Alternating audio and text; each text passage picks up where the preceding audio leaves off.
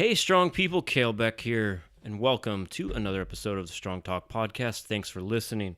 A lot going on in the strongman world. This week we're talking to Matt Mills, at Mills Fitness on Instagram, owner of Lightning Fitness and an elite FTS columnist.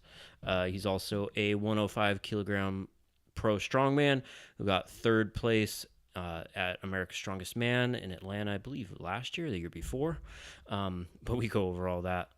I really need to write notes before I do these. Anyways, he's about to, we're 7-8 weeks out of Strongman Corporation Nationals right now. He's getting ready as a heavyweight. We talk about that, the difference, and a lot about running a strongman gym, all kinds of fun stuff, kicking people out of the gym, shaming them for leaving their things all around, and a little bit of America's Strongest Man 105 kilo talk.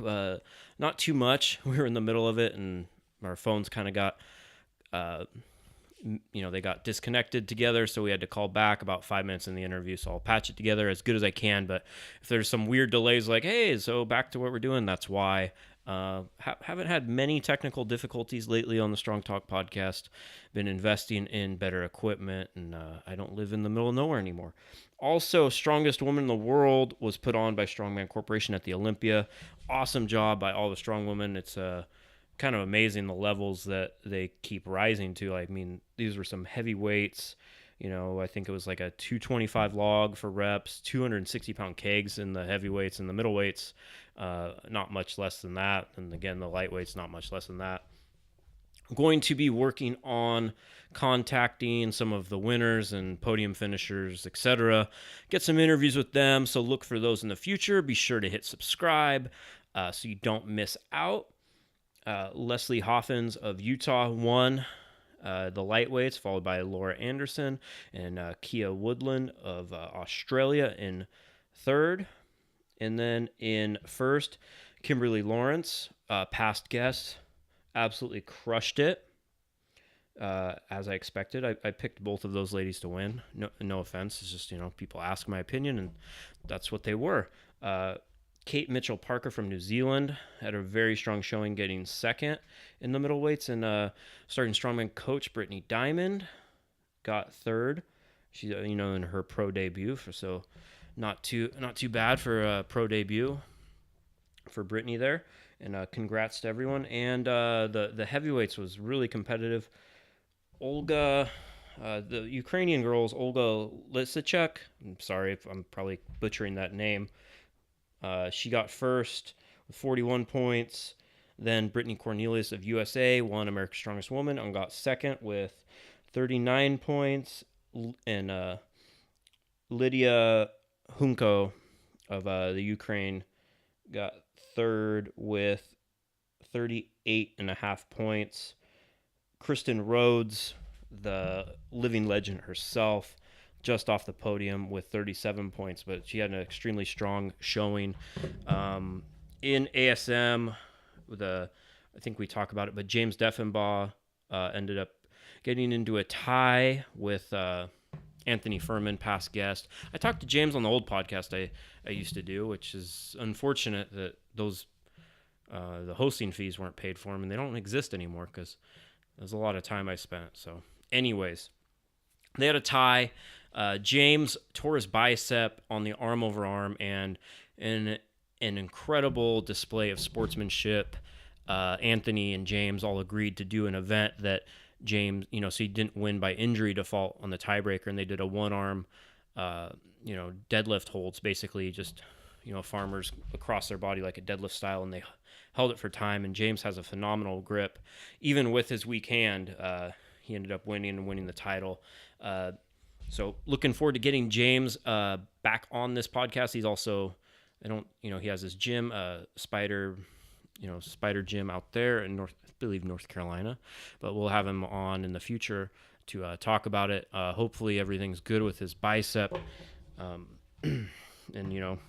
I don't know if he has to get surgery or whatever, but wishing him a speedy recovery. So let him get that all sorted out, and we'll get a date scheduled and release it to you to talk to him. He's a really smart guy. I remember I met him at on a plane going to Tunica Nationals, and was like, that guy's kind of big, but I just figured he was someone on the plane. I didn't even know he was in strongman. I think I told that story last time I talked to him on what was then American Strongman Radio, but not too many people were listening that listened to this were listening back then. So, and that's kind of what you do when you have a podcast. You retell the same story, the same like 5 stories 100 times.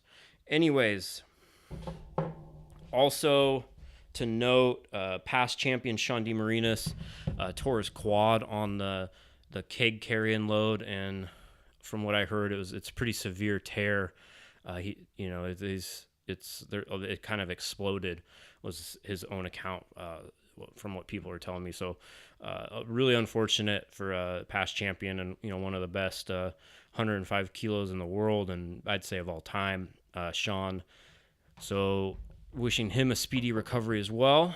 But without further ado, a couple words from our sponsors, and listen to this week's episode with Matt Mills. This week's Strong Talk podcast is brought to you by Renaissance Periodization. Go to renaissanceperiodization.com, which proves that science is stronger. From their popular diet templates to training templates to ebooks, skip all the fad diets, all the misinformation out there. This is the diet I follow myself, Kalle Beck. I have my clients follow this. It just takes all the guesswork, and it's simple, easy to follow way. Go to renaissanceperiodization.com and follow them at RP Strength online. This week's Strong Talk podcast is brought to you by Renaissance Periodization. Go to renaissanceperiodization.com, which proves that science is stronger. From their popular diet templates to training templates to ebooks, skip all the fad diets, all the misinformation out there. This is the diet I follow myself, Kalle Beck. I have my clients follow this. It just takes all the guesswork, and it's simple, easy to follow way. Go to renaissanceperiodization.com and follow them at RP Strength online. We're also brought to you by startingstrongman.com. Go to startingstrongman.com for all the latest news and information on the sport of strongman and for strongman training. Go to store.startingstrongman.com for from training gear, knee sleeves, wraps. We got them from Cerberus, SBD, Spud Inc. We got ebooks like The Cube Method and Built by Mike Westerling. We got everything you need to train for strongman. The truck pull simulator, training templates. Check out our training templates, proven programming for the sport of strongman at just $15 a month. But if you use the code STRONGTALK, it's just $10 a month. Go to store.startingstrongman.com for all of your strongman needs. Go to startingstrongman.com/sponsors to support companies that support strongman and support us and support the Strong Talk podcast, so you get these episodes every week. Like SBD USA, SBDUSA.com, Strength Shop USA for all your strongman equipment needs, KabukiStrength.com for all products like the Duffalo bar, the shoulder rock, and you can use code SS10 to save 10% at KabukiStrength.com. Go to barbellapparel.com for the best fitting jeans for strong people such as yourself, and use code StartingStrongman to save 10%. If you'd like to support Starting Strongman, please go to startingstrongman.com/sponsors. Click at the bottom of the page. You can click the Amazon and Rogue banners before doing your shopping. We get a small percentage of the sale, and it helps keep Starting Strongman and the Strong Talk podcast going. Really appreciate it. Again, go to startingstrongman.com/sponsors for all of the great companies that help make this show possible. Welcome to Strong Talk podcast. Kalle Beck here with Mike Battolino and Matt Mills of Lightning Fitness. Thanks for coming on, Matt. 105 kilo, 231 pro, and ASM just wrapped up at the Olympia, the middleweight ASM. So we were just talking about it. You said you're catching some of those videos. What do you think of the whole contest this year? Yeah, hey, thanks for having me first. Yeah, it was, it's tough for me not to be there anymore. I was just talking to my fiance about that. She asked me that this morning, so I'm watching all the videos. She goes, "Oh, you miss being there?" I'm like, "Yeah," because, a lot of the guys are my good friends. We compete together for so long. We have a little group message on Facebook where we all talk about things still, even though like me and Kearney and Dave Daly basically just got too fat to be 231s anymore. But it looked like a really great show, and I was pretty shocked to see James Deffenbaum win it. Yeah, I don't. He's been. I mean, I know everyone was saying that, but he looked great out there. Yeah, it's not like it wasn't a fluke. And I like, in hindsight, looking through it, I went, yesterday I was just kind of looking at his training these weeks leading up, and I'm like, shit, if I was paying attention, it wouldn't seem like a shock, just how his training was going. The ASM I did in Atlanta was 2 years ago where I took third. I remember he did the power stairs and he killed it. Like, flew up those things. I think the last one was like 400 pounds, which isn't that crazy, but blew us all away in that one event. I was like, wow, man, that guy can move on that one. And then, I did North Carolina this past year, and that was a great show. And then that was so heavy. The power stairs, the last one was 500 pounds, and we were going to 18-foot steps, which was like crazy high. And I was like, man, if I can get past the second implement, I'll be pretty happy. And then he flies up all three, 500 pounds, kills it. The rest of us are dying on that 500, and he just goes boom, boom, boom, boom, flies up it. So definitely an impressive athlete, and I'm real happy to see him win it, especially on a torn bicep. And then, I thought it was really cool how they agreed on that, the one-arm farmer's hold, because he couldn't do anything else with a torn bicep after that. So that was really good to see. Yeah, it's really too bad. I was talking to Sean DeMarinis, who obviously would have been the top like he always is, tearing his quad on the keg, which is that's a pretty rare one to see a quad tear on the keg. Yeah, I don't know if you saw the video yet, but it was he bent. He's going to extend and he's loading back, and it looks like his feet just kind of gave out. Under yeah, I didn't see that. I didn't see the video of it. Yeah, it was. Yeah, I hate watching because I've torn so many muscles, as I'm sure you guys know. I hate watching videos and watching someone tear a muscle. It just reminds me of what it feels like. Yeah, I can't do it. I can't do it. People send me videos all the time. They're like, "Hey, check this guy tearing his quad." I'm like, "No." Yeah, I don't want to. I don't want to see that. No, I've torn. I think I've torn 7 muscles so far. I've been competing now for 12 years or something like that. So I don't want to see anything like that. Yeah, when people send me a video or post, I'm like, nope, we're gonna skip over that one. I don't want to see that. Yeah, you see a bicep roll up on a deadlift or something. Me and you, Kat, we both torn a biceps. You know what that feels like. Yeah, it's awful. Yeah, I saw. I got followed on Instagram on like all of my like 7 Instagram accounts by one, and it was like something like about strongman injuries, and I'm like, I hope you get deleted. I don't want this to be like an actual page where that's like all you're about is injuries that happen in the sport. All right, we're back. Had a little, 4 minutes in, we're just getting rolling, and it cuts out. It reminded me of the old American Strongman radio days where when I was recording that, and it would just be technical difficulty every freaking week, and it was a nightmare. But we somehow been doing these podcasts over Skype, and they're always fine. But again, we're just talking about ASM, 105 kilo, and you being too fat to compete now, but looking really strong. Yep. My strength has been going up, way up recently. It's been great. Yeah, I felt good about my I'm coming back yesterday.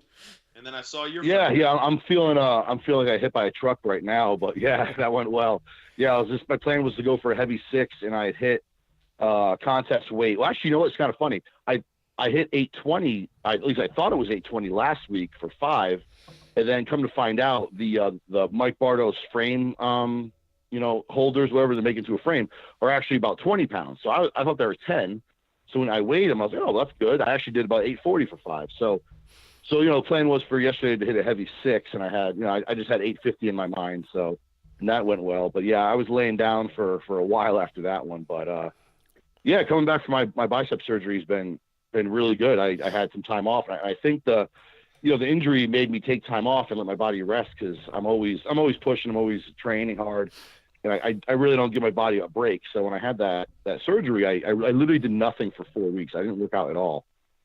Everything was achy, my knees hurt, everything hurt. I was like, let me just take time off. So I'm always in the gym, obviously, so it's hard for me to not do anything. But I was like, 4 weeks, I'm gonna sit in my butt, play video games, and I did. And I got back into things slowly with some bodybuilding training, and got my muscle back up, gained my weight back. So I lost about 25 pounds. I think I got down to like 240 after the surgery. And then, after that, once I got back into strongman training, everything just went way up. And I was able to put weight back on. And, now I'm at 275. I'm trying to get to about 285 by the time national rolls around. But that's hard to do. I'm trying to get bigger, but I'm not trying to eat junk to do it. So I'm eating clean for the most part anyway to gain weight. And it seems to be breaking through that 275 barrier has been been tough to do, just, eating a bunch of rice and beef.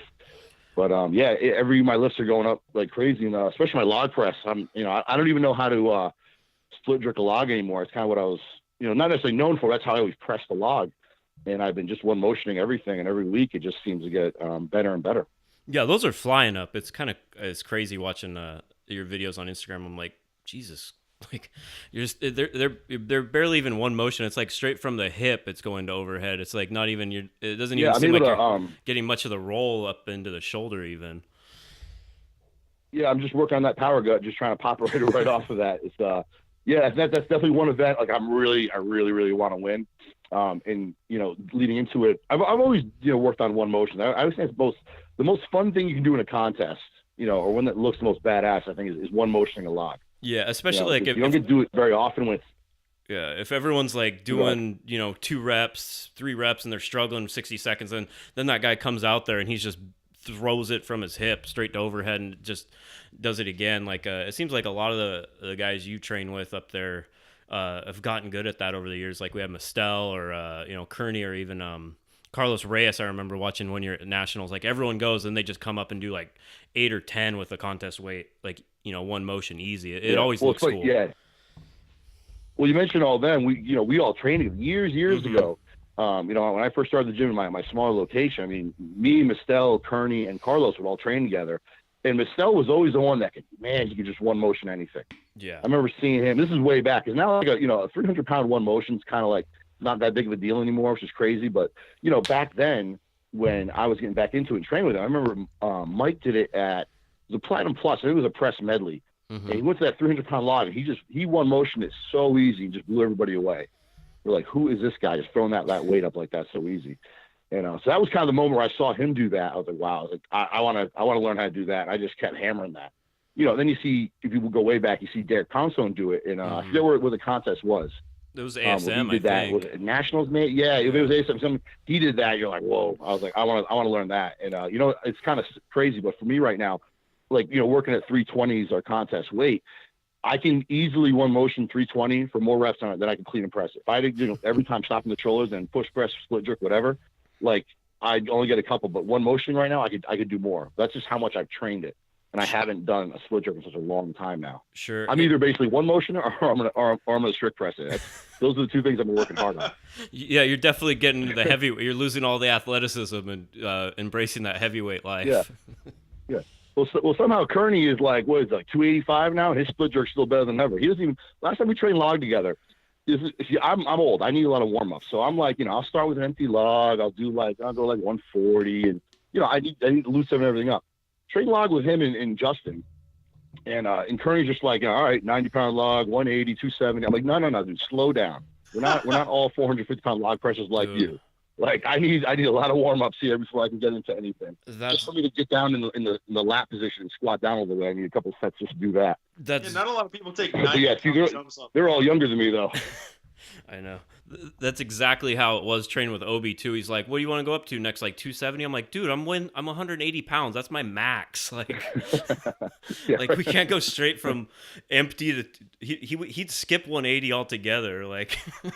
Yeah, no, I can't do it. I make small jumps, a lot of, which I like doing anyway because it builds up a lot of volume and it just gets you in better shape overall. Yeah, I agree. Doing more reps and sets, and I keep my rest period short and I'm warming up, and I just think that's you're just gonna build more muscle that way too. But then again, the other side is when you go into a contest, I'm sure as we all know, you don't get to do all those warm ups. No. I remember, talking about ASM a couple years ago. Last time I was in Atlanta, I took third there. We had a max log. And the log we warmed up on was 240. Mm-hmm. So warming up on a log that's already heavier than our body weight for that day. So that's what we had to start with. But by that time I'm you deload, you're rested, my body feels good, I'm pretty loose. But in normal training I'm pretty stiff. Like I'm doing log press tomorrow. I just did that. Like yesterday is what my training was like. I started with the frame, what's up to that heavy 6. Then I did I actually just watched your video on the Husfeld, and I totally agree about lower weight and then going longer distances to build that up. Mm-hmm. So yesterday I did 250 pounds for 2 sets of 400 feet, which was absolutely miserable. And then I went on to the stone of steel, but like the way I had that all structured, by the time it was stone of steel, then I got my accessory stuff after it. I'm pretty dead. So today is my day where I just don't do a thing. I don't want to move. but then I do log tomorrow. So if I probably do log and I start warming up, I mean, I need a lot of time to loosen up because I'm still pretty beat up just from 2 days ago. Yeah, and the movements are similar too. Like you're doing stone to steel, and then you're doing log one motion. It's the same movement, really. Like yeah, it really is. Yeah. But let's go way back. Let's go to how you're coming up. You say you're old now, but a young Matt Mills. You're training, you're lifting. How did it start, and then how did it all come into getting into strongman training? I actually got into strongman from powerlifting. So I started my gym. It would actually be 11 years in October. I started my gym, and I started out. I was listening to the podcast with Clay a couple weeks ago, and how he was already into that concept and wanted to open it. I was kind of the opposite. I was in grad school, and I was in there for exercise science, so I knew this is what I wanted to do. I just didn't know. I wanted to open a gym. So it's kind of a funny story that when I was in grad school, I was working as a personal trainer at a commercial gym, just doing one-on-ones, and the manager there was trying to talk me into opening a gym together. And I was like, it's a big risk. I don't know, because I was in school for exercise science. So my thing was I was going to work with a professional team or a college team as a strength coach. And I was, there I was working with a lot of the athletes. So I wasn't an employee, but talking to the strength coaches there. I remember this conversation with one of the girls. I was like, talking to her about how she likes it, this and that. And she was, yeah, it's great. The only downside is I never get a chance to work out. We barely have an hour a day to go work out. And I was like, what? Like this is what I mean. Don't get me wrong. I love to help people. This is why I open a gym, why I train people. But I love to train. Like if I can't train, I'm not going to be a pleasant person to be around at all. So talking to a few of them, they're all like, it's hard to say, but like a lot of them weren't in good shape at all. It's not like it was their fault. They just didn't have the time. They're working 12 to 16-hour days with the teams. They get barely an hour to work out. And, I train for a lot longer than an hour when I do all these events and stuff. So that was kind of it for me. And then I started the gym with my old partner. And without him, I actually would have never started it. It was him. He talked me into it. We opened a gym, and it was only 650 square feet, real tiny place. And I was just doing one-on-one training on just like a really crappy squat racks and dumbbells and med balls. And, as I kept going, getting more people, we opened a bigger spot. And I eventually split off my partner. When he opened up his gym, we just split off. And that's when I got into powerlifting. I just wanted to compete in something. And I was reading stuff on Elite FTS. And I was like, I was really thinking bodybuilding, because that's how I always train. I always train just as a bodybuilder. But I never got excited for getting on stage and just posing. Like I just kind of was like, it doesn't sound very fun at all. Just in the mirror. So I was reading the article on it just doesn't, I want to look like a bodybuilder, sure, but I don't care about that. Yeah. So I read an article on Elite FTS about powerlifting, about, signing up for your first contest and, why you should do it. And I'm like, yeah, it sounds great. So literally just went right on powerliftingwatch.com, found one within I think it was a couple, 12 weeks maybe. And it was like, yep, that's what I'm doing. So I got into that. And, as we know, powerlifting it's only 3 lifts, so within 2 years of doing powerlifting, I just kind of, this is getting kind of boring doing the same thing every time. And I was talking to one of the guys there. I was like, yeah, I really want to try this strongman thing, but I just don't know where it is, because this is way back where, there wasn't starting strongman or this community where everyone is. And there certainly wasn't any gyms, nothing like mine, where you could go and train these things. There's maybe 2 in the country like yours now back then. Yeah. Maybe. Yeah. We're talking 10 years ago. Yeah. There really wasn't anything. And the guy, I don't know who the guy is, but you know what I'm saying? Yeah, go on nastrongman.com and look him up. I was like, what? I think it was a website for this stuff. Never heard of it. So same thing. I went on there. I found a show, and my first one I did was I don't know if you know who Joe Mugavero is. I don't. But he was kind of old time strongman, a lot of grip stuff he was really good at. And he had some stuff at his house, like just some stones and logs, basic stuff he had welded.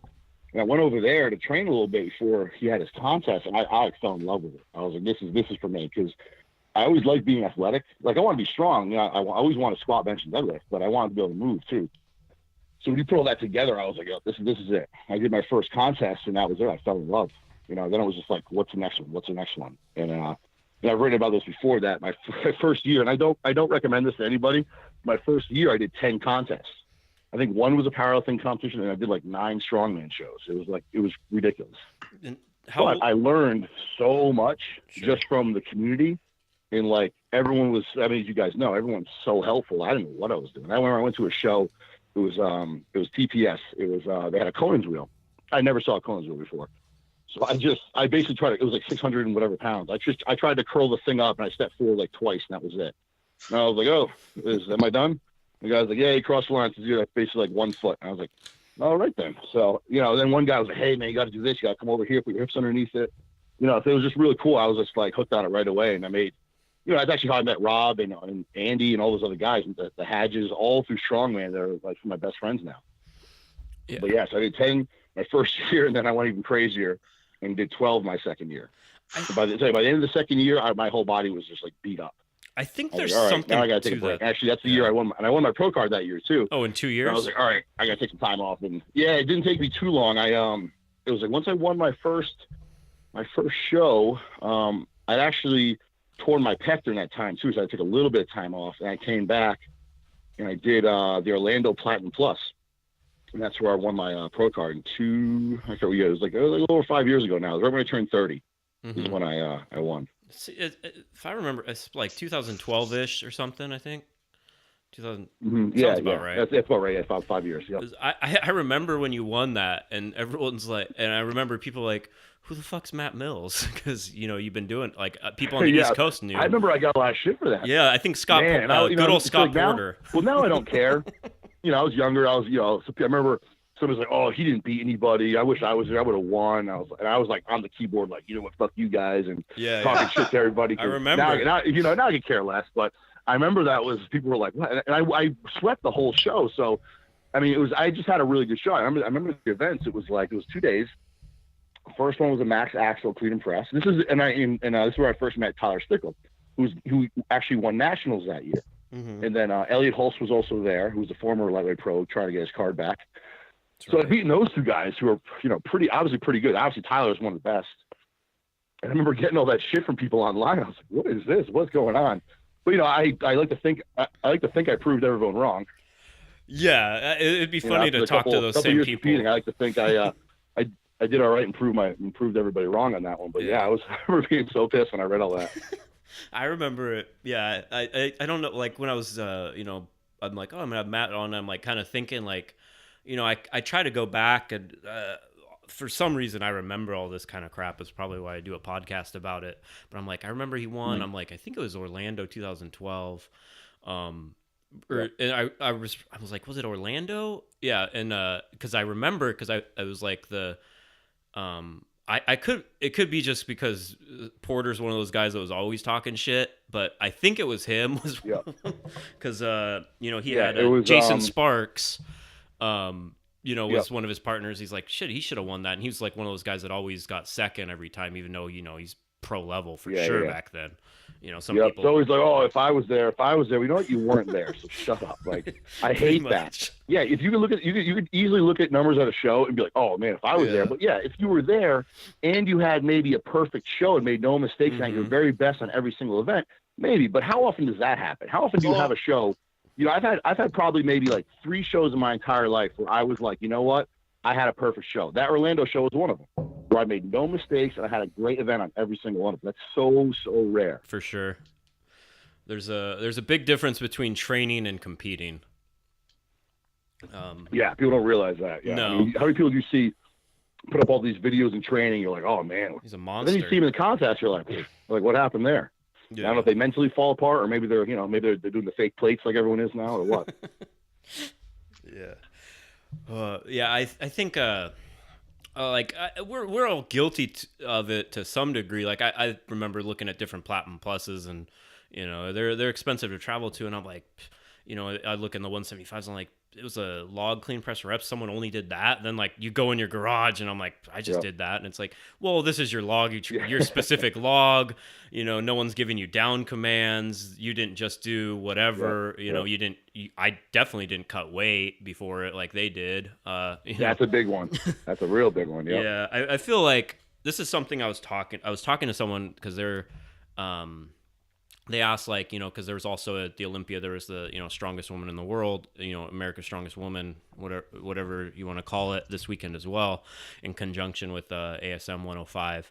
And someone asked, like, what people hit on the log for the lightweight women. And, they're like, oh, I'm training this person, and, she's worried that her log's crap. And it was like pretty good. And I'm like, okay, I've seen, especially like, I'm sure you see it in, with the middleweights, and I saw it with, the 175s, and especially with like the 140, the lightweight women, like the lower the weight class, the less the log number, they go down very much, a lot compared to what you see in training. Like the world record for lightweight women still 167, but you see videos of people putting up 200 pounds all the time, like close to that in training, but he's still, I'm sure someone's capable of it, but like it's really affected, especially like this, smaller you are, I feel.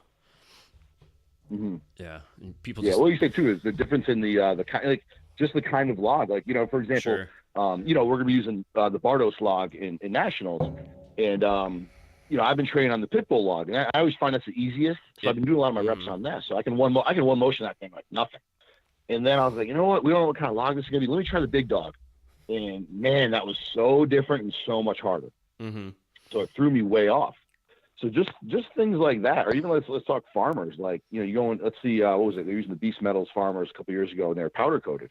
Now, if you're training on farmers that have a nice gritty grip in there that are powder coated, way easier. Sure. And then you get in there and do a powder coated one, you're going to have some trouble. So that's where you just said, it's easy to say, oh, I couldn't do this, I can do that, but it's totally different when you have a different implement. And that throws people off too.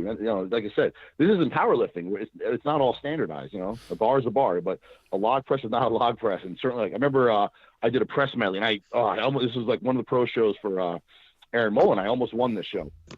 I made a huge mistake on the dumbbell. It was my fault in training, but I was used to pressing a big dog dumbbell. And I always put the flat dumbbells, I put on the side of my head, like, it's called boombox style. And like it was supposed to be, and first I'm not blaming Aaron or anything like that. You change stuff in shows, I'm totally okay with that. I have no problem with changing implements, whatever. But it ended up being a Slater bell, and that's rounded. And I had never pressed a Slater bell yet. I had never pressed a rounded dumbbell. I'd always gotten away, and I was good at dumbbell, but I'd always gotten away with a big dog or a flat dumbbell. So I could always put it on the side of my head. And it was only 180, but the press medley, I totally bombed because I couldn't get the dumbbell. It was a 180 dumbbell, and I had pressed well over 200 pounds at that time, but I didn't know how to press that kind of dumbbell. And I actually I only got like 2 out of 4 in the press medley, and in training, I was smoking the whole thing. So that one little change just screwed me all up, and actually, that's probably when that cost me the whole show. Yeah, it's interesting. It's not, and that's what I try to tell people. Like, either I know you obviously own your gym and you coach a lot of people, and when I work with people too, they get so worried about specific weights on implements, and I almost like I try to get them to not even really care so much about what the actual weight is they're doing. I want your movement to be good. I want you to be fast and get just used to the implement and just build up volume overall with it. But like if like, because I knew, like, I had one of those old, when I was training for the Arnolds and stuff, and we'd use those nice big dog yokes at the time, and my yoke was a shitty old pit bull yoke. Those things are awful. Like, the logs are great, the yokes aren't. Like, there's you so I knew, like, I used to beat myself up. I'm like, I do 600, I do 600 something on this, and it just kills me. And then I go to a 600 a show, and it feels like nothing on my back, and I'm like, I can train at like 480 to 5, and it feels just as hard. So I'm not even gonna bother. And there's a lot of, and it goes the opposite too. That yoke shakes so bad. Yeah, it's basically being on a chain yoke. I have that same one. That's how I train, in same exact thing. I'm like, man, I'm all over the place with this thing. But then I get into a show and a good yoke, and I'm fine. But then the nice thing is too, though, you go to a show and they have a shitty yoke too, then you're fine too. Because like the worst thing is you have. I mean, said everyone at my gym, I think they know how spoiled they are. I mean, we have very spoiled. I have some of my old equipment that's crappy, and I do that for a reason. Like I still have farmers that are like powder coated and slippery, because just in case I want to work on some grip. But I still have that crappy old yoke. I also have the Bardos yoke, which is real solid, and I have the Rogue yoke, which is really nice. So, but I have that same yoke where, like, you want to do some runs on that thing's shaking all around. It's way, way harder. Same as like, dumbbells. I still have some older dumbbells that are like, all awkward to press, but that's only going to make you better when you get into a show. Because when you're spoiled and you have just all the best stuff, and you do a show that doesn't have the best stuff, it's going to throw you way off. So just like that Yoki said. Yeah. So did you order the Bartos log yet? Oh no, I actually haven't talked to Mike yet. I do have the farmers coming, which Johnny. So that one video I did for the weekend before, that was Johnny brought him up, and I gotta say I really, really like them. They're really starting, and the grip's really nice. But the Bartos log, I'll get it. I already talked to Mike about it, but I know he was busy this weekend, so I'm sure I'll get it within this week. But it seems pretty similar to the Rogue Yoke or the Rogue similar. Farmers. Oh wow, the Rogue Log is I'm trying to say. It's pretty close to that one. And I think you guys know, you've been to my gym. I kind of collect different strongman equipment. It's like my little hobby. So we'll be adding that one to the collection. But it looks like a great log. And I talked to the guys over the weekend that from ASM. They really liked it. So they said it feel like a Rogue, or I know it's the same weight, but yeah, that's what they said. They said it's similar. Oh yeah, it looks like it, the way it's cut and everything. But then the guys I talked to, like Di Maria said, it's very similar to the Rogue log. Yeah, the 12. And I like the Rogue log. I just trained on it the other day. As I say, I'm just trying to switch things up on different logs until I can use the actual one. But it's I always like that log a lot. So Mike, you just you were up in that area. You just went to Lightning Fitness, and when Matt says how spoiled his members are, like you've been to different gyms. You've collected equipment. You know how much it costs. You got a line of credit with Bartos. Yes. What was your impression when you walked into Lightning Fitness? It's ridiculous. It really is. I mean, he has everything. I couldn't think of anything. I was like, oh, there's a Conan's over there. There's 7 logs. There are like 14 circus dumbbells. Yeah, there's a 2-man log over there. Was that a 2-man log or a 3-man log that you had? we have two man. So like last year we did a partner show where I had, and those were Pitbull. I contacted him. I was like, hey, can you make a 10-inch 2-person log and then a 12-inch 2-person log, and we used them last year for a show. It was fun. I always watch videos of that, on YouTube and the partner shows. And I was like, man, I really want to do that. And it was a blast. It was tough, tougher than I thought it was going to be actually. Yeah, it's a pretty massive facility. The only one that has close to as much equipment as to him is Alan Kalle, I would say. But the facility size is definitely different. Alan's got that little placement. Alan's got a lot of stuff. I went and trained at Alan's place a little over a year ago. He crams it in there. I think eventually he'll move and he'll be like, Matt, how many square feet do you have? And you'll tell him he'll go like 5 feet more. He's like, all right, we need to knock that wall down a little further. Yep. I think we're always talking, text each other and be like, oh, I got this. So yeah, but yeah, it's just it's a hobby of mine. It's pretty much all I do. So the things I spend my money on are always getting the best stuff, and my members appreciate it. Like everyone that we have doing nationals. We have 2 stone. Well, actually, we have 3 stone steels. We have 2 of the 20s and 117 for the girls, and then we have the farmers on the way, the frame converters, all that stuff. I mean, and plus Mike makes really great equipment, I really like stone steel. At first, I didn't. I don't think anyone liked it at first, but now that I've been training on it, it's there's no cleanup. You don't have to clean up tacky. I'm like, this is great. I just put a little, get a little tacky towel. I got those new those grip sleeves from Rowizo that I like, and I'm just put those on and easy cleanup rather than gearing all up and using glue gun.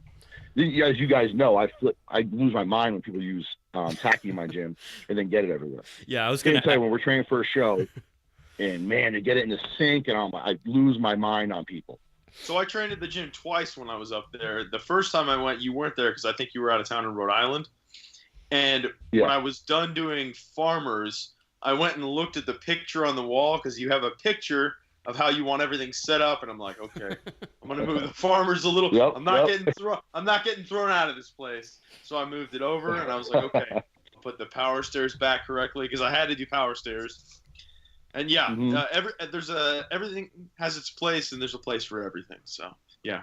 A lot of stuff. When people don't put things back in place, I like embarrass them as you guys have seen, like over Facebook in the gym. Like I don't mess around. I cannot stand that. Like it's like little kids.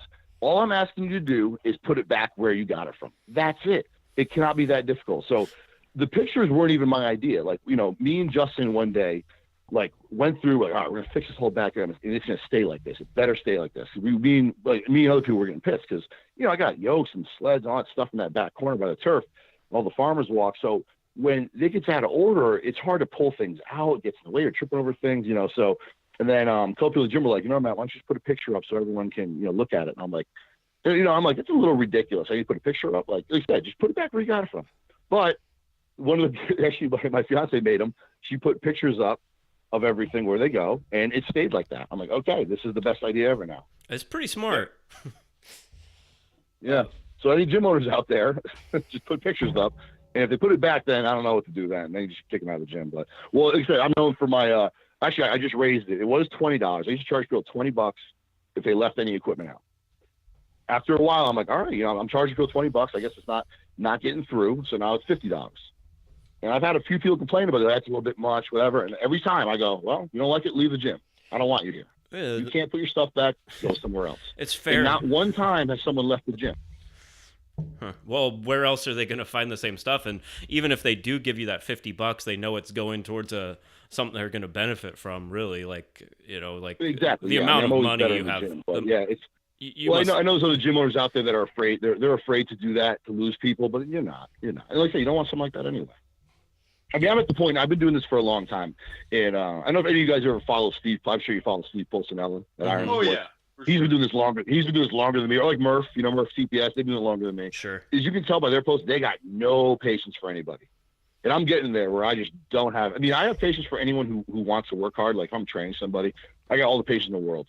But for someone who doesn't respect my gym and respect other people in my gym, I got no patience. I'll kick them right out. I don't even care. I kicked some creepy guy out. He was like, this guy's like in his 50s. Like he's hitting on all the younger girls in their 20s. And asking, I was like, listen, man, you gotta get out of here. You don't belong here. Like I have zero patience. And after all this time, I don't have a problem being an asshole to anybody. So that's one tip I can say to anyone who's new, owning a gym. Like you will lose patience. You try to be nice at first with people. Do this stuff like, hey, listen, you really can't do that. Now I'm like, you know what? Get the fuck out of the gym. I don't care. I've done it a few times now. So I mean, I think people in my gym know that. So it's nice because I built a community where other people in my gym now look out for other things because. If people leave their weights out, they're disrespectful to others, like they get mad too.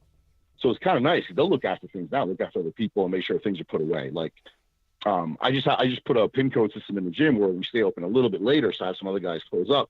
And every night they go over the whole place, like make sure you put your stuff back, this back. So when I come in the morning, I don't flip out. That's actually how it started.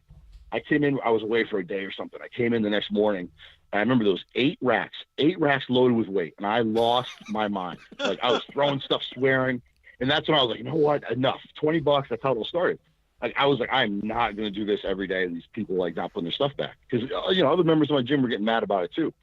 So now it's like that's it. I posted signs everywhere, $20. $20 fee for not putting your weights back, and it's helped so much.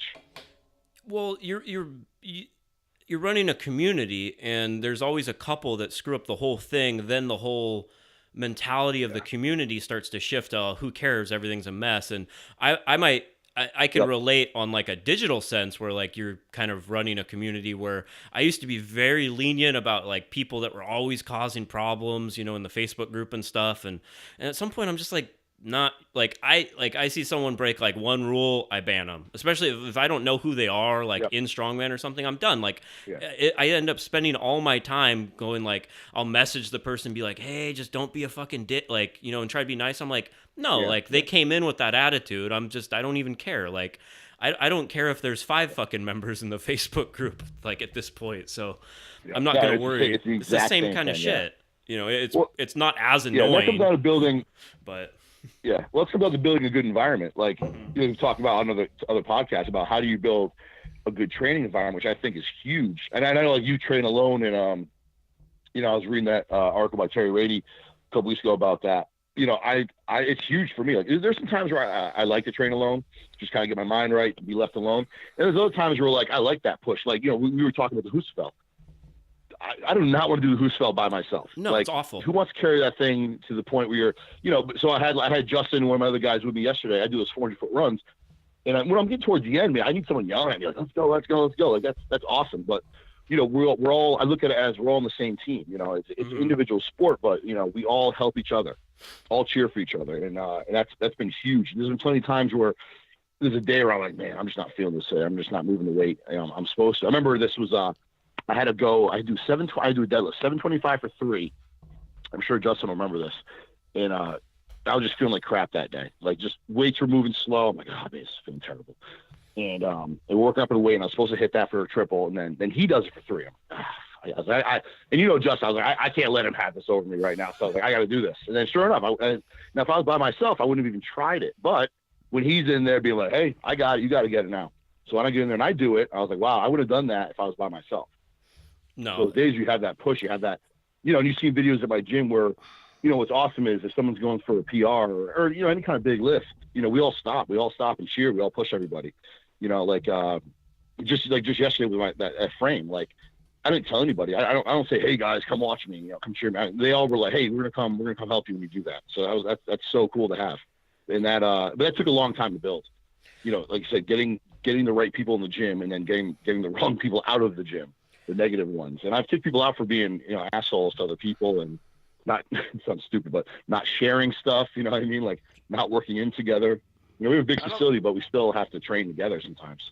A lot of gyms, you don't have people that are like, I'm going to get a tattoo of the logo. Yes. Well, we actually have two. We have two people who got Metahuman Fitness on them, which was, that was awesome. And I mean, the guy told me, the one that had it on his calf that has the full logo, it's really cool. He's a super nice guy, great guy. He came from a commercial gym. He actually got kicked out of the gym, which I find hard to believe. Like I say, he's the most polite person I've ever met, respectful of everything in the gym. And, he came here and just the social atmosphere of, met friends, people who would push you. And he came from a commercial gym where, everyone's just kind of mind their own business. And just the way he said it was life-changing, to come to the gym in that kind of environment. And he's competed once now too, and he loves it. So that's what he said to me. He was, man, this place just changed my life. Thank you so much. And I'm like, no, thank you. It's awesome to have him here. It's awesome to see someone get a tattoo. I'm covered in tattoos, and I don't have a tattoo of the gym on me anywhere. So I guess I have to now. But yeah, same thing. Another one of my guys, he got the lettering on his leg, the Metahuman Fitness. So I was like, all right, well, I guess I can never change the name of the gym if anything happens. Yeah, kind of makes that weird. I would try. Yeah, that would suck. I would definitely try not to do that if anything happens. But yeah, definitely humbling to see people do that. Really cool. Yeah, about the only other name that gym could have would be like the Bat Cave or something like that. You know what I mean? Something Batman. Yeah, I would definitely go with something. Yeah, definitely go with something superhero. Yeah. Well, I have the Bat Cave. I have the little signs with the Bat Cave over my office. Yeah, I went, being state chair. I had to, travel to a contest, and it was called Metahuman Fitness, which I think you'll understand. That's a good one. I like that. It was cool, and they had murals of all the different superheroes up on the wall. It's very superhero themed. Like as far as names goes, it was good. Mm-hmm. I think the only other gym I could think of, like with Iron House and yours, and no one get mad at me, is Core. Seems like it has literally everything out in Indiana, and again. Oh, it definitely does. Oh no, Aaron's got a great place. I mean, he's kind of separate though, which is cool. Like he has both. Like the thing is with mine, you walk right in, it's strongman, everything. It's free weights, it's a squat rack. So it scares certain people away who walk in. They're a little intimidated right away. Aaron's nice because you walk into his gym, you see it's a basic commercial gym. He's got cardio, he's got the machines, and then he's got a separate area. So he basically separates all the strongman competitors or powerlifters. They kind of have like a barn area where they have everything. It's perfect. They have room to do runs inside and everything to do. I'd keep Terry so Rady it's in the nice barn to too. have your average person walk in the gym and not be seeing all these monsters deadlifting all this weight, because as silly as that is to us, to someone who's new to working out, say your average woman just want to lose weight, feel better. They walk into a gym, they see someone deadlifting 700 pounds and screaming and dropping the weights. They're going to be like, oh, this is not the place for me. Sure. I've had it happen plenty of times where someone literally has walked in, peeked their head and looked around and then walked out because they saw that kind of stuff. Yeah. And plus he just has Terry Rady. So I'd keep him as separate from other people as I could. Yeah, you gotta hide him. Yeah. Speaking of having tattoos of a gym on your body. So there's so many. Oh yeah, that's right. He's got core on. He's got core on his bicep. That's right. Yeah. The dedication right there. There's so many different ways we could go. We could talk about training. We could talk about opening a gym. It's all like there's too much to cover in one podcast. But I feel like we stay on the gym topic. So you say you have all this equipment. You get these people. Like, what were it seemed all like, I have this great environment, flash forward, it seems great, but where were the difficulties that came up, or like some of the mistakes you made in growing the gym, going from a 600 square foot? I made yeah, I'm sure you have, but like, I made every mistake there is. The biggest one, what you were saying about people taking advantage of you, like you were just saying about, being lenient in the beginning. was, giving people deals, letting people kind of walk along. When you first start out, you're not as confident with asking for money. And that's a hard thing to do when you first start. Yeah. Saying, if you, online, you send a message, but like in person, it's like someone's like, oh, I got this, I got that. Can you give me a deal? And, a lot of times these people have money. They're just looking for a deal and looking to take advantage of you. Mm-hmm. And when you first start out, anyone who owns a gym, when you first start, you are broke. I didn't pay myself for the longest time. I had 2 or 3 jobs on the weekends and everything, just trying to get by. So I would give people deals and be like, I feel bad for people who, if they said they didn't have money. And, so like one thing I do now with my gym is everyone's on a credit card basically, so it's automatic. Yeah. So I have back then I just did training. It was only one-on-one sessions. So people paid by the session, but like if say someone was late or like, oh, I'm going on vacation, or then, when you're not making that much, doing a few sessions a week, that's a lot. Someone goes away for a week who I'm seeing 3 times a week, they now go away or they're late and, oh yeah, I'll get you next time. Oh yeah, of course. No problem. Now I'm like, oh, you didn't pay? Oh, you don't come back till you do that. And now I don't care. But like back then I would make those mistakes. So one thing I do is be don't be lenient. You got to say, hey, this is the way it is from day one. Like if you're charging, for personal training, $200 whatever per month, that's what it is. Like you stick with that. Mm-hmm. Like perfect example is I had a guy just the other week. You want to come in and just do training for a month, and we don't offer that. I do things in 3-month or 1-year contracts. He's like, well, can I just do a month at the 1-year rate, and then I'll do the open gym after that? And I'm just like, no, you can't. That's the 1-year rate. You sign for a year. So that's one of those things that people always ask those questions, but if you give into it, they're going to expect that every single time. Well, so the first couple of years, I really lost a lot of money when I should have been like, hey, you owe this much money right now. Oh, don't have it? Well, don't come back, because that's how I am now. And I've had people try that with me. I get a lot of people, like you said, it's on automatic credit card, so I don't have to worry about it, but what would happen is people would be like, oh, well, I don't have a credit card. I can only give you cash here and there. And I'd be like, well, I guess you can't come to the gym then. Mm-hmm. And then every single time that person comes back with a credit card. It's amazing when they said they didn't have one. So, you just can't let people walk all over you. You have to be, from day one, let them know how it is, because that will happen. And that was probably one of my biggest mistakes. And also too, I really burned myself out. I was, when you do one-on-one training, it's easy to get burned out because, you have each person, you're just with them for an hour, and some people just suck to work with. After you guys have ever done one-on-one training, if you have someone who just doesn't want to work hard, and just wants to whine, and basically they want to just pay for a friend, it's draining on you. It's you the same thing. And try to like push this person, like, just try to sit there and just like, come on, you can do it, come on. And if someone doesn't want to do it, they're just hiring you because they expect results without actually putting in the work. So that's all I did. And I would do it all over the time. Like whenever someone would need, want a session, I would always do it. So I would do early, I'd do the middle of the day, I'd do whatever just to accommodate everybody. But if my whole day spread out well over 12 hours, I'm exhausted. You can't keep up with that. And that just makes you, a moody person and really a worse trainer, because how can you bring energy to the session when it's like you're exhausted and you're like, you feel like you just never left. You worked late, now you're up early. Mm-hmm. So that'd be another thing I would say, just set your hours and have your time. If you do one-on-one training, for example, just have those times, say, hey, that's it. This is the only times I do. Because, one, you do this because you love the training too. So you got to have that for yourself. And that was one thing I always made time for. I know a lot of people that own open gyms will always say they don't have time to work out, which I know sounds crazy to some people who don't own a gym, but when you end up getting stretched so far thin with so many sessions and all that, you end up not having time to work out. Or when you do have time to work out, you don't want to work out because now you have zero motivation from dealing with that all day and you're exhausted. Yeah, all you've done all day is talk about. I learned pretty quick. Yeah, all you've done all day is talk about squats. Hey, do deadlift. Then you're like, oh, I'm going to go do squats and deadlifts. And you're like, fuck squats and deadlifts. I know, I feel like that all the time, just answering questions. And, I'm sitting there writing programs for, hours a day. And then like, I'm like, what am I going to do right now? I'm like, I just want to go for a walk. Like, I don't even care. Yeah, I just want to rest or whatever, yeah. I'm going to go work on my truck. Now I have, can I do the opposite? Yeah. Yeah, so my gym's open now a lot earlier because I have a pin code system, so people, my members can get in. But I have set times. I have set times where I train. Sure. Well, where I train people. So I have group. I only do group training now. I don't do one-on-one because I just honestly just hate doing one-on-ones because I just don't feel like talking to people about, oh, the weather. Oh, did you see this on TV last night? I don't give a shit what you were watching on TV. Get your ass moving. So it's nice in the group because, this person's moving, that person's moving. So it cuts down on my time to just have that small talk with people. So it gets down to work.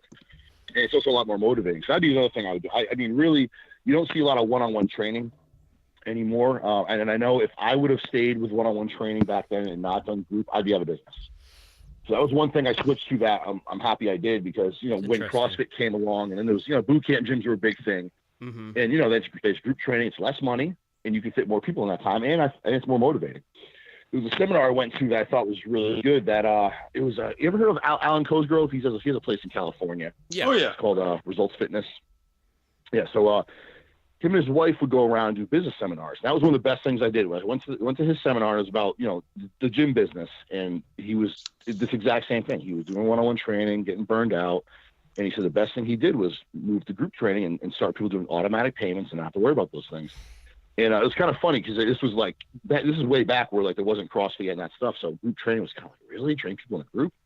You know, that sounds dangerous. What if someone gets hurt? You know, and he's like, look, you know, little kids are doing karate. They're doing it in a group. They're kicking and punching and choking everybody out. They're okay.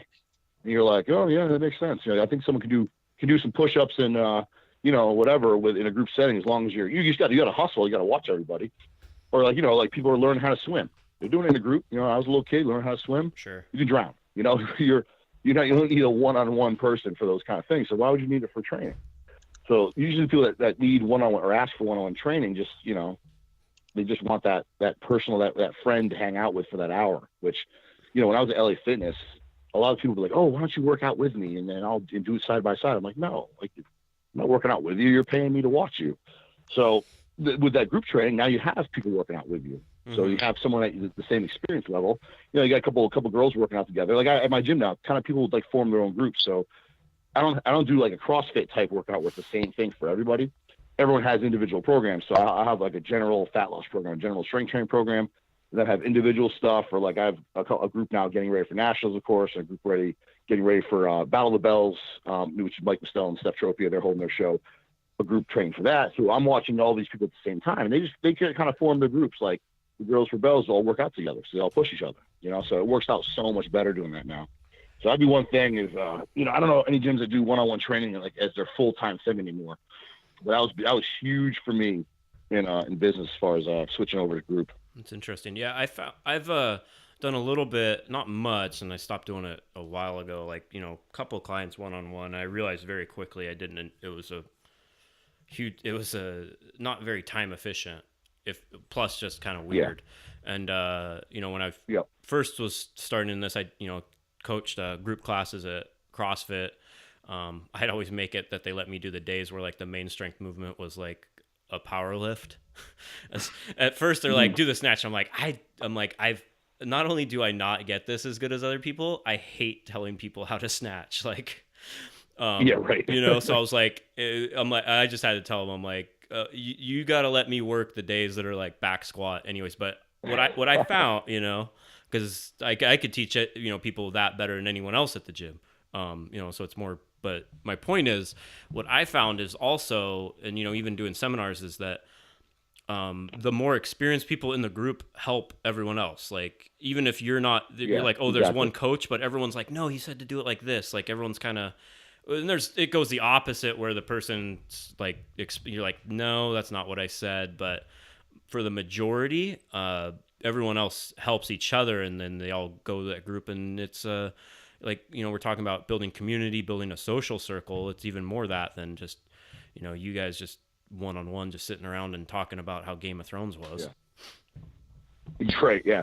Well, that definitely happens at my gym. And I love that. It's the people that I've worked with for a while that have been there, you know, and they help someone else. I love that. I don't say, hey, listen, I'm the only one who should tell somebody what to do. No, that they learn from me. They've been here I've had people at my gym that have been there for 10 years now. So if they help somebody, I'm like, that's awesome. That's great. Mm-hmm. But then again, once in a while, there's someone that'll tell you the wrong thing. I'm like, no, then I have to go correct it. That's annoying. But for the most part, it helps, and it builds that community and that environment that everyone helps everybody. Yeah. So, you know, you've been training for, you know, you trained for nationals. You moved up to heavyweight.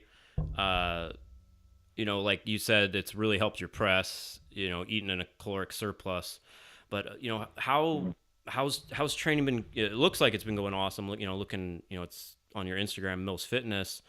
How do you're coming off an injury, you got nationals, you start prepping, you know, how many weeks out, and kind of how do you structure the training for a big contest like that? Well, when before, I had posted about this and we had talked about it before was, before the events were posted, I really just rotated things. It's kind of funny. One thing I always kept in there was log one motions. I don't know why. I just love them I just love to do them. I love them for conditioning. So the whole time I was doing log one motions the whole time. At lighter weight, I'd hit like a heavy dumbbell first or something like that. And then I'd go and do the log one motions. I didn't work on the axle one time though. I still don't want to do that. And I'm sure you feel the same way. Sure do. Even though I'm, my biceps 100% healed now and it's fine, but like, I still don't even want to do that continental for a while. But yeah, so I was just rotating different things and, I do just random medleys. I just throw some sandbags and kegs in there and carry and load them. I maybe do some power stairs. I rotate things every week. So, and I wouldn't go heavy all the time. That's one thing, a mistake I made, training before where I was actually a lot more beat up. I would go, heavy on all the lifts, heavy log or then heavy deadlift. So now it's more like I'll rotate things. Like, I did a heavy deadlift, this week, but then I did Husafel, which was, like I said, light and a lot longer distance. And tomorrow I'm doing log press, and that's like a medium weight. I say nothing crazy heavy. I'm not touching contest weight for a little bit. So the rotating of things definitely helps me recover a lot better rather than just going heavy.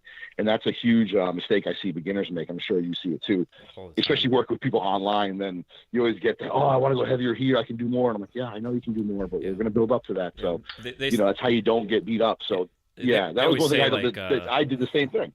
Yeah, they say, when's the real work start? And I'm like, trust me. And then they hit a PR like 5 weeks in that they've been struggling to get for 6 months. Then they get it. Yeah, you can't beat yourself in the ground every single week. I mean, I like working with someone that has that mentality at least. Of course. Because they'll push it when they have to. But like I started working with a guy. Perfect example of this was he has, and I hated this event from day when they told me it was 5 tire flips into 5 axle clean presses. Oh, geez. That's the event. And I was like, jeez. The two biggest surgeons everywhere right there, back to back. Yeah, I was like, oh god. I was like, all right, well, whatever. But anyway, he only had to do 5 presses on the axle. Sure. I had him working up to it, like lighter weight, build up, whatever. He's like, well, can I do a max rep set in the axle? I'm like, no, you can't do. But you're not doing a max rep set in the axle in the contest. You're not doing it in training. It doesn't even make sense. Sure. So stuff like that you deal with, and it's just kind of like it's hard to teach people to like hold back on those things. Like we want fast, efficient reps, especially in an event where you don't have to do a max rep set. But that's always a mistake. That's a mistake that I made, and let's trust me, I would have, like I said, I've torn 7 muscles. I think maybe 8 now. I don't even know. But a lot of those could have been avoided if I would have just backed off things and rotated things or deloaded when I should have, instead of going heavy and just trying to push it every single week. I see people trying to make 20-pound jumps in their deadlift every single week, and I'm like, you cannot keep up with that. In the beginning, your body, no matter what you do, you're gonna get stronger. But if you add 5 pounds a week to your lift for a year, you're gonna be pretty friggin' strong in that year. Dude, that's just 5 pounds. So that's one thing I always use that as an example. I'm like, we just go 5 pounds more every week. Think how strong you're gonna be. There's no way you can keep up with 20 pounds, or even just one more rep. I'll have my accessory work with people. I'll have them do, little stuff like the shoulder raises or curls, tricep press ups, whatever. Just add on 1 or 2 more reps. Same weight, 1 or 2 more reps. That's progress. That's just simple progressive overload. A little bit more instead of trying to go more every time. That's how you get hurt. That's actually why a lot of beginners. How do you get buy-in from people? I mean, how long does that take? What's that? For how long does it take for people to trust the process for you? It usually takes. It takes a while. It usually takes the 12 weeks is really, what you need. You can't do much in a month, with somebody. No. Most people who come to me listen right away. I'm not saying everyone's a pain in the ass, but most people will come and they'll listen right away, which is why they're hiring a coach in the first place. But usually that initial 12 weeks, like you just said, you hold them back a little bit, then they hit a PR. They're like, oh, okay, now I get it. Your body needs that rest. So it does take time for that to happen. Of course, you can't just start working with somebody and in 4 weeks they're going to hit PRs and everything. It doesn't work like that. I think that day you were out of town, Justin was hitting a heavy double on the log, which, speaking of like the energy in the gym, like everyone's turned and watched him. It was very intense. He really likes that Paul song. I can tell that. The same way. Yeah, that's the cool. You know what? It's not just Justin's moving a lot of weight. Everyone wants to see, wow, he's pressing like 370. I think that day or something like that. Yeah. That's cool. But you know what? The cool thing is too. Like, let's say we got someone who's new, who's pressing like a 150 log. Everyone will do the same thing because they know that's hard for that person. It's not because hey, one of the biggest, strongest guys in the gym is doing something, we all want to watch it. It's because it's for that person, it's a lot of weight, so everyone will do the exact same thing. And that's what's really cool. It doesn't matter what weight they're pressing or what weight they're moving. It's about how hard. If that person's working hard and they're trying, everyone's going to cheer for them. Yeah, you're cheering the effort. He missed it. He missed the double, right? He hit the first one, and I was like, I gave him a couple minutes because he was pissed, and I was like, do you want me to pull some weight off, or you can do like a back offset? He's like, no, man, I want to go up. And I was like, yeah. And he texted you, and I think you responded like, he did. Stop. And he was like, yeah, how's you done? Well, he hit a PR the week before. So I was like, listen, you can't be mad right now. You can't always hit what I give you in the program. That's not just, if you could do that every single week and get stronger every single time, it'd be amazing. But, as you guys know, you can't always do that. You're going to feel like shit sometimes, or lack of sleep, eat like crap, or something else is on your mind, you're stressed, whatever. Yeah, so that's why I was like, no, you're done. Because he hit a PR the week before. I'm like, no, back it off. Because, yeah, he's got to hit a 400-pound log at Barcelona this upcoming weekend. So, and that's going to be a big PR for him. So, so in training, we haven't even touched 400 pounds. So that's going to be, we're saving that for that. That's talking about mistakes. That's a huge one. What's up? Go ahead. He trusted you, is what I'm saying. He was like, all right. You weren't there. Yeah. I mean, you could have looked at the security camera footage later and been like, he went for 400. But no, he was like, all right. Like, he pulled the plates off. He knew that you knew better. Like, I want to keep going, but I shouldn't. Yeah. Well, he's a perfect example of someone who listened to me from day one. I know he probably told the story when he was on here a while ago, but I'm the state chair for Connecticut, so I was at a contest that I was helping out at, and then I just saw him there, and he had a lot of brute strength and just no technique on anything. And then so we got talking, and he lives in the town over from me, and I'm like, what are you doing scaring people at a commercial gym? Like, you should be over here. He goes, yeah, I heard about your place. I was like, hey, listen. This Saturday, I'm deadlifting. You want to join me? Come ahead. And I say to a lot of people who want to learn. I'm like, hey, listen, I'm gonna be training at this time. You want to come? That's cool. And most people don't show up. They just want to talk about it. Of course, they want to. Yeah, I want to do this. I'm gonna come to your gym. I'm like, yeah, cool, whatever. We'll come whenever you feel like it. And then it was Saturday. Justin's right there, ready to go. And and since day one, he listened. And as you guys have seen, and I think he's been, how long has he been competing now? For a little over 2 years. Not long. Right. So he went from, doing nothing to winning USS Nationals, going to the Arnold. And he went on to that show in Texas, took second place, which is huge. And now he's going back to the Arnold's. And they beat in Worlds in the Giants Live show in December.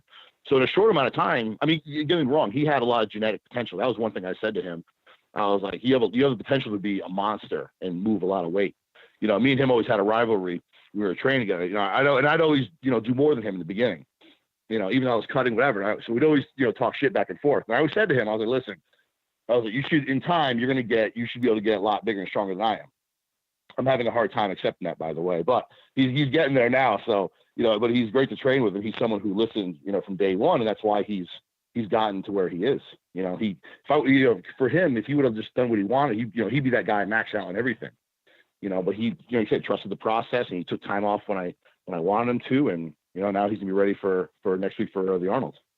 And when I walked in, he was the first person I saw that morning, because I had messaged him, hey, I'm gonna, I'd like to come and train with you and Matt. And I walked in and I looked at him, I was like, Jesus. I was like, you're a big dude, man. Like, he's gotten so much bigger. So much bigger. Yeah. Yep. Yeah, Justin, he doesn't seem like online, he doesn't seem as big as he would like in person, where, just because he has a big frame in general, and that happens with people where, like, you look at someone like you're like, geez, that guy's, jacked, and, he's not as tan as you, so, he's obviously, it just doesn't pop out, but yeah. Well, I got that over him at least. Yeah, you got the tan. You got the you got the look, you're like what Vin Diesel wishes he looked like, and yep. You got all that going. But yeah, he's a big guy. I think he's for sure at the Texas show. He's probably the second biggest dude there. And yep. And I don't think he gets the credit he deserves. Not to talk him up too much, but it's kind of just because. It's another hot button that comes up every now and then, is the whole pro card thing, and And there's obviously like getting a pro card's an achievement, but we can look at some point where, there's some intersection of, who's pro and not. And it's not just because someone's pro doesn't mean that they're going to win a contest versus someone, look at what Terry Rady just said, which I'm sure had a little controversy there on Facebook about, ASM being like, some guys are going to zero that 320 log and zero that deadlift, and and they're pros, and of course, like I just said, if you win your pro card, I mean, you earn that. It wasn't easy for me to win my pro card, and it wasn't easy for anyone to. But like Adam Dirks, or even Kearney. He's a middleweight pro, he's not a heavyweight pro, but he's been the world's strongest man. He's going to go back now. So, for Rob to do a heavyweight, like nationals, like I'm going to do or something like that, it almost be like a step back for him at this point. It's like Dave Daly was going to do nationals, but now that he tied for third at Giants Live, he's going to be going to Worlds. So it's kind of tough for him to go back and do those things. So Justin's already gotten to that point. So, I mean, hey, it'd be great to go and win your pro card. Like Jerry Pritchett was a perfect example. He did World's Strongest Man, all those things. And he just got his pro card at that, was it Otagon show? Where he took top American to get his pro card? At the Kaz, yeah. Kaz, yeah, that's right. Yeah. So, I mean, but he was, he doing all the top competitions for a long time before he got his pro card. It's there's other ways of going about it. It's just, but hey, it's cool saying you're a pro though too. So I mean, don't get me wrong, I like saying that. I'm a middleweight pro, not a heavyweight yet, but I like saying I like having that. pro I like status, the yet. I earned it. I like the yet. I like that. Nationals is going to be exciting for heavyweights. Glad I'm not competing as a heavyweight. It's going to be. Yeah, I can't wait. I mean, yeah, the events I've hit every single event at contest weight. So I'm feeling pretty good about everything so far. I was just having an issue with my grip, which I don't know if Kalle, you had that from your bicep surgery. From that, I lost I had a lot of maybe nerve damage. It was a lot of numbness, so I was having some trouble hanging on. I feel like my best farmer's walk is 410 per hand a couple of years ago, and then coming back from this, I could barely hang on to 320, and I was like, what happened? So that was definitely frustrating for me coming back from that. Everything else has been fine. My yoke, stones, no issues. But my grip on that left hand, man, that was frustrating getting back into things. Yeah, I just I failed the official strongman qualifier doing the 100-foot thing a couple times now at like 80 feet. It's just my grip endurance is shit, like in my left hand. I feel like it feels like. Well, plus two, doing it with Yeah, the turn is a whole other thing. Yeah, that's what's been throwing people off because, when I trained the turn, I remember it was for Indiana last year, they had that in the contest. It was, the turn. But if you're not like consistently training that turn, that's way different than just doing a set 50 feet. If you can go heavy 50 feet, great. But once you make that turn and those farmers start twisting, that's a whole different ball game. So that's why I know a lot of people were getting frustrated with that one and expecting to do like their first try, like, let me just get, do this way, and they keep missing. I'm like, well, you haven't trained it one bit. You can't expect to just get right back where you were before when you were training it for a contest. Not even close. It's just not contested as much anymore. It's one of those things kind of falling out of favor, which I don't know. I wish they'd bring it back. It's a good event. I don't. My favorite events, so I want to see more. Yeah, I like that event. I always like any of the farmers walk. I mean, I have no problem with the turn, but you have to train it. You can't just expect to jump right into it. Yeah. Yep. So I think this is a good point where, talking point where I feel like a lot of content, like we'd say strongman isn't powerlifting, where you can't, and not everything's standard and stuff, but a lot of contests, for various reasons, they get into like the same kind of pattern, right? Like, okay, I'm going to run a farmer's 50 feet. I'm going to run a yoke 50 feet. We're going to do stone over bar. We're going to do an overhead clean each rep. We're going to do a deadlift for reps off the floor. And I feel like a lot of people new in the sport get good at doing those specific things. Then, the SCL 90 kilo and 105 kilo show was just happened, and like, I think in the 105s, like this guy Jaden Hill won, and I was talking to someone, he's like, he's not the strongest, he's like from New Zealand or Australia. He's not the strongest guy, but he was a better competitor. And it was like, they did truck pull, they did like, a max distance, they did odd events, like more like, old school kind of events where it's more all over the place and there's more of them. So like, how do you think people should, and, let's say, you do well at nationals, you try to go that next level, then you're like, try to get invited to an international pro show. And then, you go to like a SCL comp or something. how do you suggest like to get prepared for that? Obviously, training the specificity is king. Like for nationals, you don't want to be doing random crap right now, but like you need to be strong overall and good at all these different, disciplines. So like, what's your take on that? Yeah, like for nationals, I've been, like I said, the rotating of things was well before. That's what got me stronger. But then again, I was also coming back from injury, so I had to build things back up. But yeah, you do have to be specific. But like, let's look at nationals, and then a lot of people are doing the show in December, the Giants Live one, which are all different events. I was actually planning on doing that one. So you still have to be ready for anything. But plus, like we've seen, shows change events last minute, which, I don't think big shows should change much. If you say they're going to be one thing, they should stick to it. But it says right in the entry form, it says, hey, events are subject to change. So you do have to be strong all around. But with that too, I think you should also take some time off from events for a little while. I don't know how you guys feel about that, but like, when I got hurt, I took some time off. I was like, let me just train like a bodybuilder for a while. And that was something I talked to Rob Kearney about after he did the Giants Live and won. And, he's had a huge, huge year. Yeah, he competed a lot. He had to turn down another show. So I was like, I was just like, listen, you can't keep that up. Last thing you want to do is get hurt at some point. You had a hell of a year. You won the last show. You're going to go to World's Strongest Man. I was like, shut it down for a while. Do some fun bodybuilding training. Don't even touch an implement for a while. You got to let your body rest. So, I think with all those things, if you keep those events in there, like just look at a yoke. Like if you do heavy yoke every single week, how beat up are you going to be? Things are going to start falling apart. You can't keep up with that kind of stuff. So you really have to rotate things and then back off when you need to. So like taking that time off, and that's why even in my programs now with anybody, I know Kelly, you do the same thing. You always have some bodybuilding movements in there. So if we're doing, we do log press, we'll then have, some things after that. We work on triceps and shoulders. We'll do like lateral raises, front raises, and a lot of that.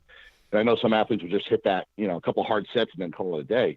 But I think it says a lot to build some muscle mass up, especially when you're, as a heavyweight like me, I need to be bigger. Like I'm 275 right now, but I'm probably going to be one of the smaller guys at nationals. There's guys in the 300 308 plus, whatever, they're going to be a lot bigger. But if I can have that much more muscle to move that weight and less body fat to move around with, I'll do pretty well.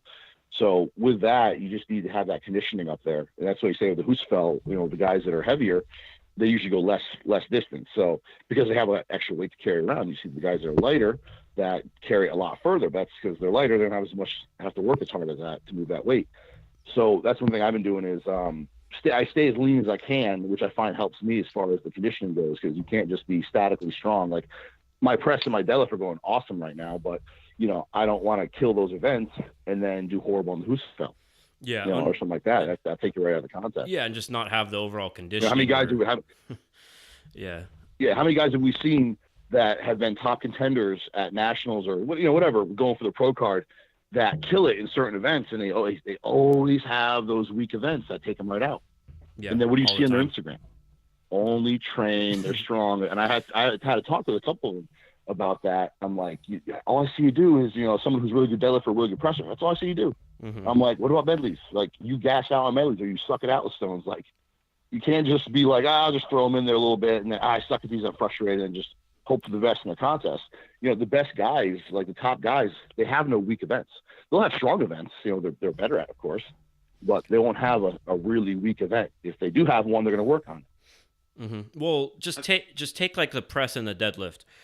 Most people have a press day, they have a deadlift day. No one has a medley day. That's something you throw in, like, oh, I did this, then I did medleys, but like you get equal points for placing high in that event. It's like your mindset can be off with that, where there can be a higher swing. That's what you see in contests. Yeah. Well, let's look at now. Let's look at the Husfeld. What sometimes happens is the guys that you would expect to do well they'll do well on the press and the deadlift, and even the yoke to the farmers, and then somebody out of nowhere is going to come kill that Husfeld and go for like how long. You're like, where did that guy come from? All the time. He won't be a top contender, but he kills that event, and the guys that are in the top of everything else do poorly at that event. Or just it happened last year. It's funny how you see that. Yeah, you see that flip sometimes. It's kind of interesting on any of those medleys. It doesn't be a Husfeld, but it could be, keg sandbag medley. You see someone just fly with those things. Wow, where did this guy come from? And and that's because that's just. What's important there is that, like, they get in between. You know, like those kind of people get in between where you're like, you have those like set like 5 people you're kind of eyeing all day. And then all of a sudden, you know, one of them has a poor performance and you do well. Then those people that came out of nowhere, 4 of them get in between you. You won. Yep. You know, a lot. Yeah, that's something I'm trying to do now is like, I mean, for me, honestly, the Hoosville is probably my worst event. I just hate it. I mean, I'm starting to like it more and more the more I do it. But like, you know, I hate the Hoosville. I hate the cones, wheels, or stuff like that. I like medleys, which is funny. If I have to run back and forth and get stuff, I like those things. But you know, I'm working on that Hoosville a lot because I know that's one of my weaker events. But I'm not just going to be like, I'll just do some carries on it and move on. You know, but even before, you know, I knew what the events were, like you just said, I didn't have a medley day, but I would hit like, I'd start with like yoke and I do some squats and then I'd do whatever medley I just put some odd implements there and just sprint back and forth and just have that conditioning. Sure. That helped me a ton just getting back into things. I think Kalle and I talked before, you know, everyone wants to deadlift. Everyone wants to do log press. And then you're like, you want to do a medley? And everyone's like, yeah. And then you just see the door closing and like they're gone. You know, they just don't want to. People just don't want to do it. A lot of people don't. It's a pain in the ass. I mean, unless you have it unless you have it in a contest. If you have it in a contest, you're like, all right, now I got to do it. But when you're just training just to get overall stronger, yeah, you rarely see that stuff happen. Yeah, it's just, you know, it's just to be honest too. It's more of a pain in the ass. It's like, yeah, it's a little easy. It's a lot easier, honestly, if you have like a facility where everything's there. But like, you know, some of this stuff, like, you know, it's in a shed and you got to carry the stuff out and you have like your bars, or you know, if you're like, you know, myself or Mike, you train by yourself. Like, it takes fucking a long time to set up a medley. Then you have to clean it all up by yourself. It's, you know, but it's what you have to do. It is worse to, you know, it's a lot more setup time, but you really have to do them. And, you know, so you got to throw in that other stuff if you want to excel. And I look at some of the events, and this is like the stuff I talk about with like Obi, like when he was getting ready for Texas, is like there's certain events where you can kind of predict what's going to happen. You kind of know, okay, this guy in the deadlift, you know, Obi's obviously, you know, the deadlifts were like, all right, we're going to try to beat, you know, you could get this much. I feel like, you know, you're going to beat a couple people. You know, Viking press, I'm pretty confident, you know, he's going to be, you know, you know where this is going to, you know, I'm like, oh, but like stuff like truck pull and like the Hercules hold, we're like, you really don't know what's going to happen on those events until they happen, like to some extent. Yeah. Well, that's like we saw with you know, with Deffenbaum this weekend. Like, I know he has very good grip, so he did really well on that fatback farmers. It's the farmers carry the deadlift and the farmers again. And that's why when it went into the hold, I was like, man, he's probably got this. I know how good his grip is. That's where you're like, where'd this guy come from? Because I mean, other shows he didn't do all that well. Like the one North Carolina or ASM, he was always kind of the bottom, and then to see him come out like that, where, you know, that's kind of the cool thing about strongman is, you know, anyone can win that day. You know, there's certain events, and that's why there's always different stuff. Like, you know, like talk about me and Kearney when we started out. Me and him kind of had a rivalry going because me and him trained together and stuff, and you know, then after a while, his press just went through the roof, you know, and then I was like, all right, can't really keep up with him anymore on that one. But like, you know, when you have that, we just training together on those different events, you know, he had his strength, but then like, you know, take the Arnold I did, for example, a couple years ago where I made it to the second day. He was ahead of me. I was like, man, Rob's finally going to beat me today. That sucks. And then the farmers walk was one of them where that's one of my better events. And I cruised in the farmers. And then the last event was a car deadlift, or actually, it was a car. It was like a car frame deadlift kind of thing, but you load sandbags in, whatever. But there was no straps allowed. So, you know, it's after the farmers, and then I did the car that one with no straps. And I had really good grip back then. I'm working on getting it back, and that's what put me into the top. Sure. You know, so just any different events that you put grip events in there, someone who has great grip is going to take over on those things. Like I think another one was you know, D. Marinas in World's Strongest Man in Ireland last year against I can't remember the guy's name. Kelsey? He's from Poland, I believe. Or no, the that Polish one. Yeah, he. Oh yeah. It was.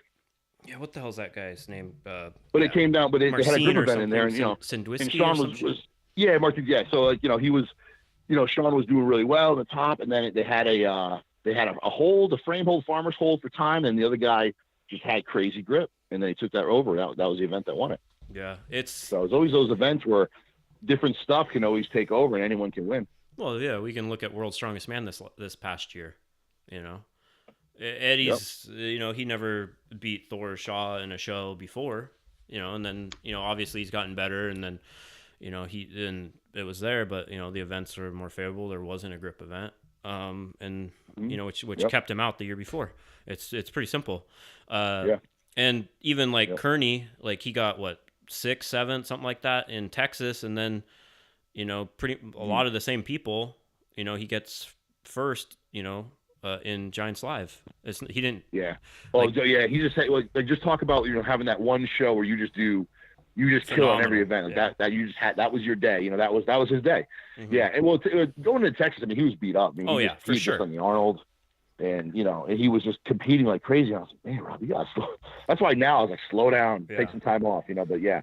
So he hit that peak at that show, and I'm like, all right, that's it. You're done. Take a break. Mm-hmm. Yeah, I'm not taking anything away from him. I'm just explaining that when people watch this as fans, they kind of don't get that, like, it's literally like there's so many other things that go on. Like, people, a lot of the only exposure that people have to the sport is watching World's Strongest Man that one time, and they go, oh, this person did like crap, and they don't know that they did 8 shows leading up to that and got invited on Thursday. Yeah, and true. Lifted on, like they're like, why does this person look worse this year? Like, I've had that, or that, they like, there was the one year when Obi did it, and he got a lot of crap because he got hurt and he just didn't look as good. And I'm like, dude, he did like the Arnold at like a week ago, and it killed him like a week before this happened. But no one knows that when they watch it on when TV. I see some of those guys do, they do that heavy of a show back-to-back weekends. Man, I don't know how you do it. Yeah. I do, like, say, I'll do nationals. I'll be dead for like 2 weeks.